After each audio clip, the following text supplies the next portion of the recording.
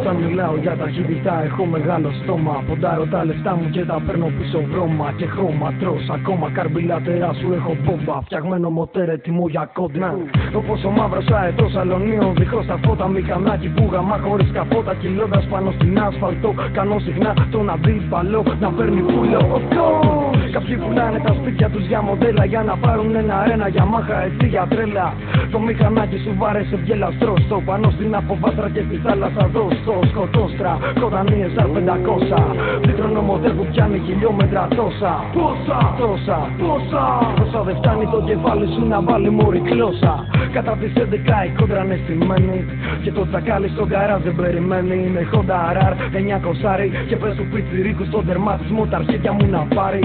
Στην εκκίνηση ποτέ δεν πατινάρει. Ανοίγει πρώτη Δευτέρα, τρίτη σίτα μπορεί. Κάνε στην άκρη μωρή. Κάνε στην άκρη μωρή. Προχθές το βράδυ μαζευτήκανε τραμπούκι για να δούνε μια GS 6 Σουζούκι που βγάζει σκόνη. Το πουλήσει το σηκώνει και όποιο μηχανάκι να από πίσω της νυχτώνει.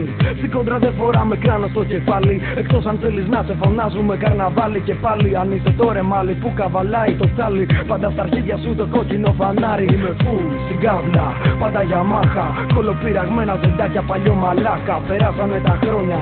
Στη νέα είσοδο πριν έρθει αστυνομία μιλάγανε τα πιστώνια. Έχω δει και μία κόντρα μαγκάκο πάνω σε ράγες. Ήταν δύο εντούρο που τότε παίξανε τις άδειες. Καλά ματιανά μηχανάκια γαμάνε φάρες. Και μην κολλάς με αυτά που λένε οι παραμυθάδες.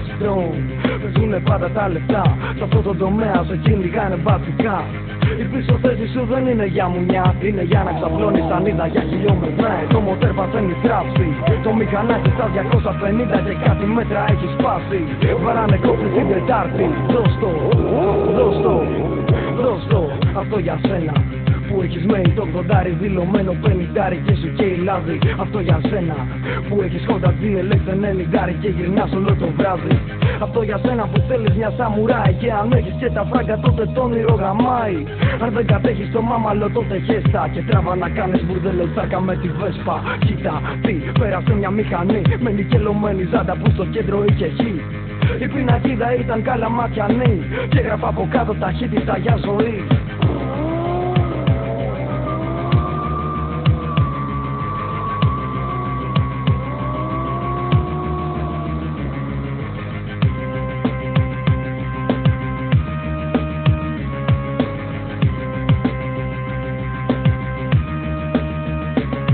Σεβασμός στα παιδιά που σκοτωθήκαν.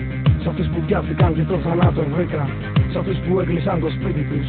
Σ' αυτούς που έτρεξαν και χάθηκαν τον γράφο στη μνήμη τους.